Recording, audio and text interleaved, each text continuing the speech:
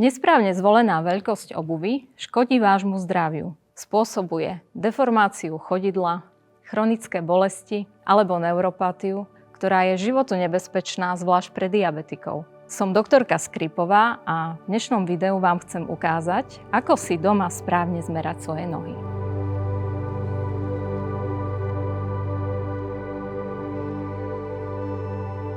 Až 75% ľudí má problémy s chodidlami. Za mnohé z nich môže práve zle zvolená veľkosť obuvy.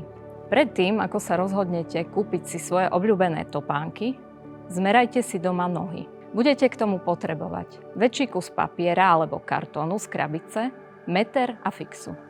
Ak je to možné, pri meraní dodržiavajte týchto 5 pravidiel.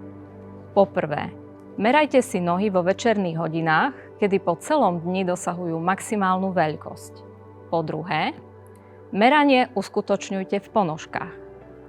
Po tretie, merajte v stoji tak, aby medzi chodidlami bol aspoň 10 cm rozostup. Po štvrté, merajte si veľkosť oboch chodidiel.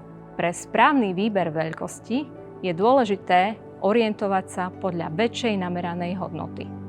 Po piate, pre presnejšie meranie požiadajte o asistenciu druhú osobu.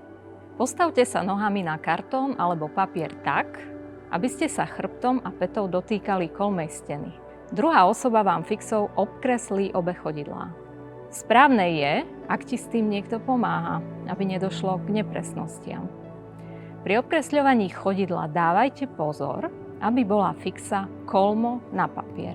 Dĺžku chodidla odmeráte ako vzdialenosť od okraja papiera až po najdlhší zakreslený bod. K nameranej hodnote prirátajte rezervu 3 mm. Rovnako postupujte pre obe chodidlá. Šírku chodidla odmerajte ako vzdialenosť medzi dvoma najvzdialenejšími bodmi v kresbe chodidla v jej šírke. K nameranej hodnote prirátajte rezervu 3 mm. Rovnako postupujte pre obe chodidlá. Prirátanie 3 mm v nameranej dĺžke a šírke má viacero dôvodov.